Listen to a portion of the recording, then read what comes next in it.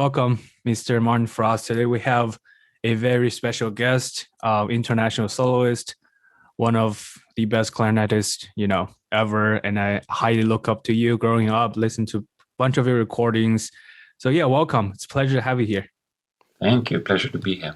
Okay, so let's start with, how did you pick the clarinet when you were young, when you first started, and how did you eventually maneuver to this solo career? I grew up in the north part of Sweden. Where you come from is quite interesting because it's I think it affects your whole life, not only geographical where you came from, but the musical experience in the early age. I think it's important for your taste, for the way you are making music and the instrument you are choosing, and also I think one game that I did a lot quite recently is going back to the sources why you started to play in the first place. And I think also my latest recording, the Night Passages, is a I wrote a very different booklet in that album, and the booklet is about stories that has affected me and the musical memories that has affected me, that I think has affected me from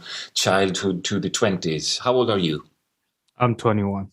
21. So from I was born until 21, all my musical memories in this time. The latest memory is my first performance in Carnegie Hall, and my earliest memory is before I was born, where I think I have a memory what my mother sang before I was born. So all these memories affect what you're doing later in life, I think. The way you look at music and the way you feel joy. Some it's like this the taste or the smell. You have memories from your childhood that really affects you in a certain way.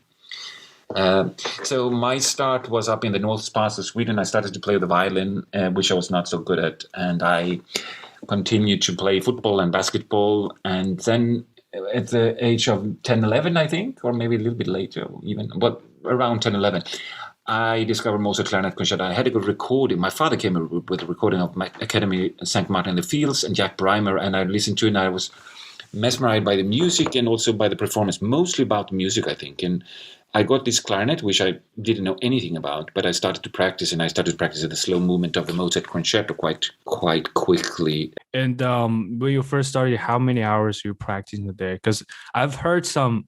Okay, here's the confirmation question. I've heard some rumors, right, that you're practicing about 8 hours a day when you were younger, about my age. Was that true or no? No, I know. Well, how much you practice, I'm not sure if it's well. Of course, it's relevant, but I think it's how you practice and also the way into learning. For example, I always had an impression that I had a different style or a different method of learning how into music than other people had. Maybe not all people, but I learned things that was quite new in my time, like double tonguing and circular breathing, and not so many people did these things back in the 80s and so on, or even earlier. But I always learned technical things, sound things, because of a reason that I needed. So if I played the Bach invention or something like that, I learned circular breathing, and I played the modern music that I needed a double tongue. I learned the double tongue. And I was never any good, actually, on the thing that you asked of, practice like 6 hours a day. But what I was quite good, my strengths, I think, was that I could feel if I step up on another level and felt, this I haven't heard before, or this sound, I could recognize a different anything, because I was so self-critics. And I think my strength was maybe in small moments I can feel, oh, I went a little bit better here. I'm not so bad as I thought. And then my ear went bigger. And I think my teacher in Germany, Hans Deinze, was very good at this, because he always said, every single lesson when we start working on something, he asked me always, did you hear that? Did you feel it? That you in some way developed something yourself. So that is how I practice. I mean, not so much standing and learn something just because of the learning.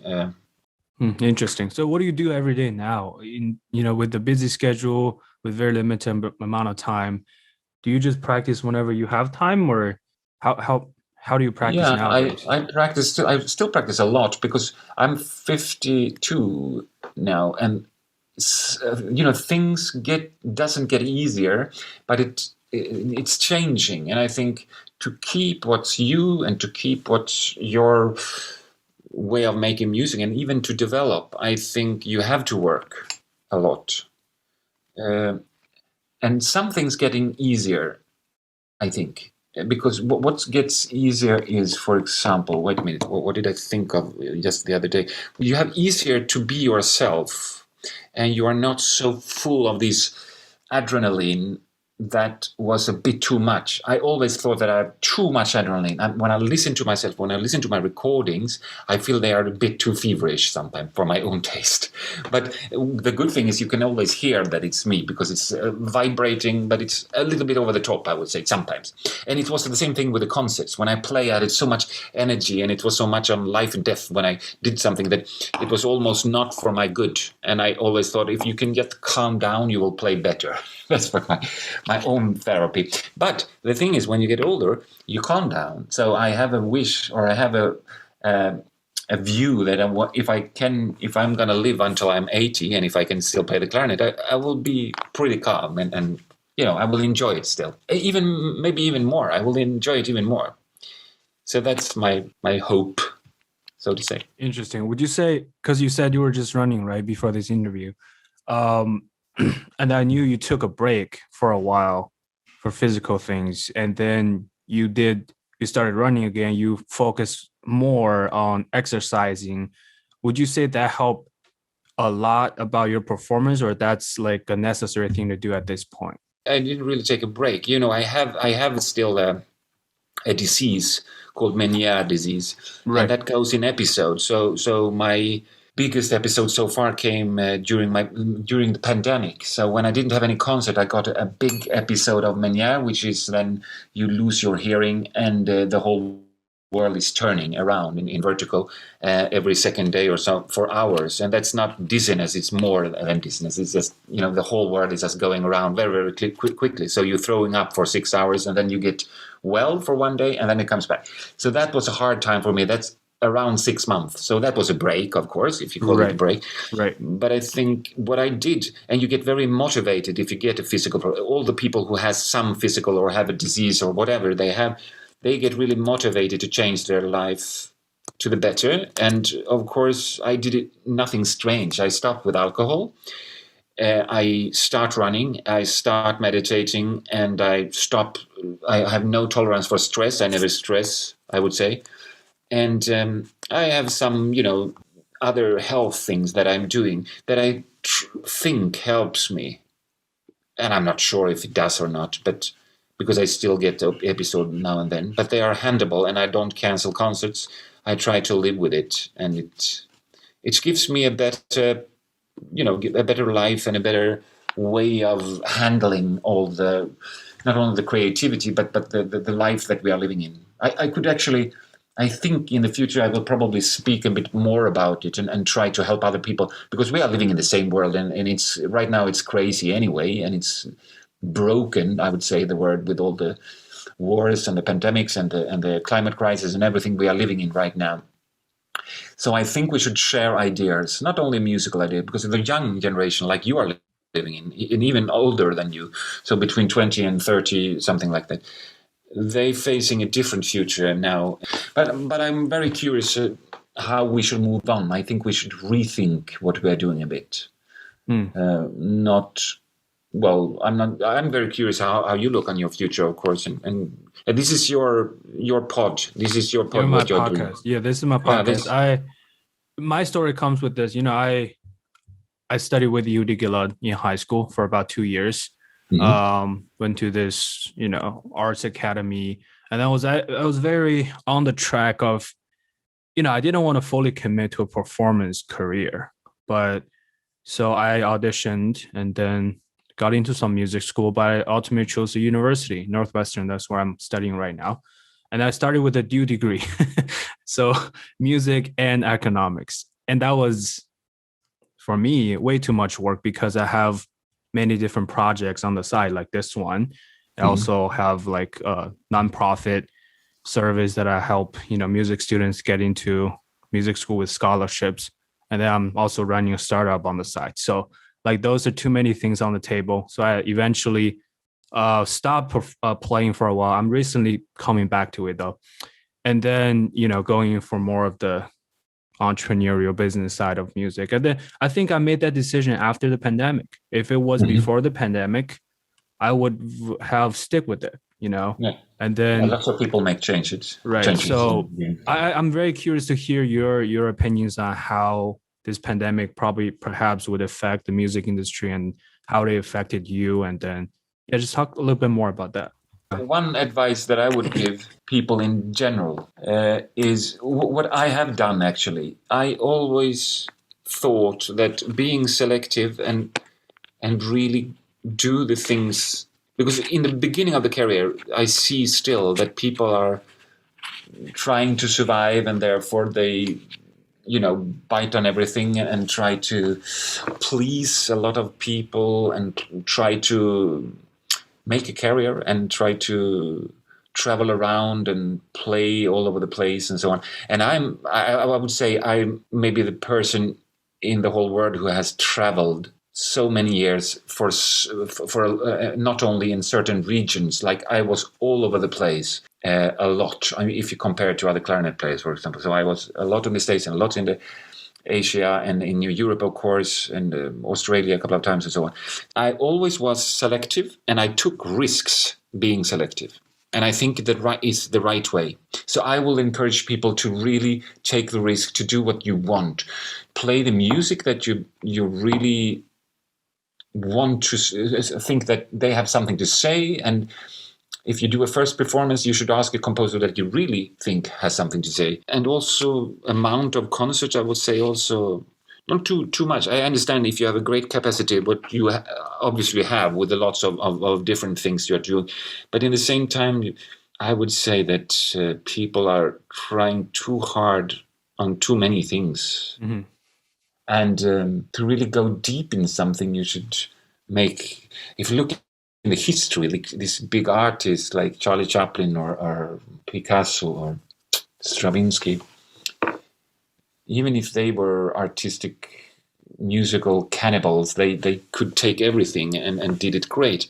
They were basically having limitation and they used their limitation to do something great with the little small thing that they had. More than now, because now you have to cover so many things, and the social media or the digital world that coming is also demand something from you that is quite heavy to really please the whole system now. And I think go for the smaller thing, go for your thing. It's better, because otherwise you will drown, and you will also be less personal in the way that you perform. And you can hear it also recording that people are doubting more on their own unique way of being a musician. And Great. Let's talk about your most recent creative project. Just release a new project, and then I'm also curious to know a little bit of the relationship you have with Sony recording. How's that been like? Yeah, just talk more about the creative things you do. Well, the last recording that I did on Sony came out now in a couple of weeks ago, right? And that was a different recording, very in one way quite personal, but it's the least classical I've done, because I took musical memories from all kinds of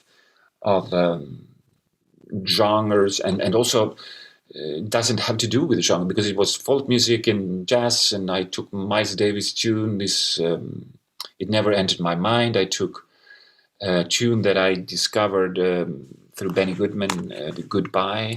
Mm-hmm. And also, of course, Baroque music and stuff like that. But it has to do with musical memory. And I did it as a small trio, just with double bass, piano, clarinet. And it was fun to do. And it was different. And I really liked it. And I also like to work with these kind of other musicians. Like my bass player is in my orchestra, in the Swedish Chamber Orchestra, and he's such a genius. And of course, he learned me a lot about this genre, like jazz and folk music. And now we are planning to release, because also we recorded during the pandemic, we recorded 2 big Mozart projects. So I'm coming out with a Mozart Clarinet Concerto Symphony, Prague Symphony, and also the Parto Parto from Clemenza de Tito with Anne Hallenberg. So I do this recording again for the 3rd time, Mozart Concerto, but in another context, because it's a Prague, sort of the Prague journey, we call it. So it's the music played in Prague. And then we have also the Leipzig with the 41st Symphony and the Piano Concerto and so on. So we're doing lots of Mozart on Sony with my orchestra, Swedish Chamber Orchestra. So that's the 2 upcoming recordings. And then I have Wilder project again after that. But I like the mix, and I like also Sony for being so flexible that they are really supporting me in these different thoughts around what you should do with your clarinet. I'm happy about that. So you have full control of what you want to do, what you want to release, things like that. Yeah, I would say that. Yeah, I mean, it's a collaboration. Sometimes you should never think that you are the smartest in the room. I think always. So you should listen what they think, and they have came up with some very nice ideas. For example, the Vivaldi recording is not my idea from the start. That was completely Sony's idea, together with Andreas Tarkman, who is the creator of the concertos.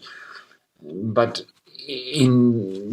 back then, I can't remember what I thought, but now I really love that I did this, because it taught me a lot about my playing on the boxwood, playing different repertoire, the Baroque.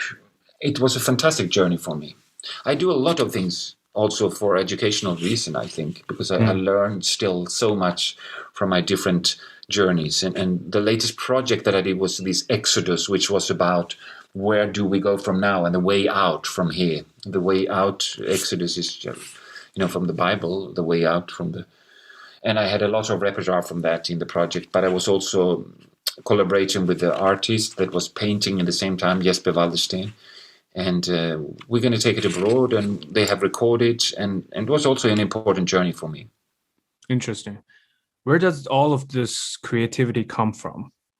Does it just spark you in the head, or do you do certain things to inspire yourself? Or I'm curious, because I think you're probably the most creative clarinetist right now. I admire when you look or you listen to musician that is creative in the world right now. There are a few, I think, and I'm very inspired by them. But I also think that you should always think that you are not so lonely when it comes to being creative. And what I mean by that is the greatest idea that you will ever have is not the idea that you get yourself. I think you should always share and always talk to people that you admire, and try to meet up with people that you think can give some spice to your own creativity, and then collaborate. So I always thought of my project that I'm in the middle of a teamwork. Even if it's me who play and me who conducts and talks also from stage, it's not me who develop them totally. I always have people around me that I really enjoy, and that's maybe the most inspiring thing for me. Inspiring for being there in the middle of the creative process is the most inspiring thing that I know. Maybe even more than playing a concert, or I really love to create something new, or to work with a composer and to feel like, okay, we are going in a new direction here. My God, this is so exciting. And I think that's never alone. You always do it with someone else. Interesting. Always about collaboration. Yeah. Okay, great. Last question I have here, circling back to, some tips for, I guess, people in my age. So what are some tips you have in terms of winning competitions, and because it's really hard? My experience, my journey through competition is I haven't won lots of competition. I think I've done one or maybe two, but a smaller competition in Scandinavia, and then Geneva. And I had the first prize in Geneva competition, which meant a lot for me. So it was important for me, really Right. important. But then after some years, I was in the jury in lots of competition. And the nice thing in the jury was I met a lot of colleagues in the jury. But I didn't like it because for me, I didn't enjoy the fact that you feel important, and not only me, the whole jury, you feel important because you are judging someone else. I don't like that. I don't like to feel important because I should say that you are not good and you are good, or I don't like that position. I like to share things. I like to encourage people to develop themselves. But I didn't like, and I certainly didn't like it then, to sit down and say, you are not so good, you have problems, you are too nervous, you have not good technique, you have no personality. I don't like that system. Then I didn't feel comfortable. And I was struggling myself. I was 28 years old, so I wanted to educate myself on being better. I don't want to say to other people that they were not good enough. And I still don't think it's a good way, it's a good path to feel. Maybe that's the most negative part of being a teacher. Having said that, I said I'm not a teacher, so I shouldn't say too much about it. But the negative part is that you feel your own important feeling, that you are important because someone else play good. And I don't think that works. I don't think I would never say that I am important because I help someone else. I'm very proud and very happy for them. But they are good because they are good. The same, same thing with agents. They can help you, but they can't, you are you. And you should be proud of your unique way of doing things in the world and try to help other people. And in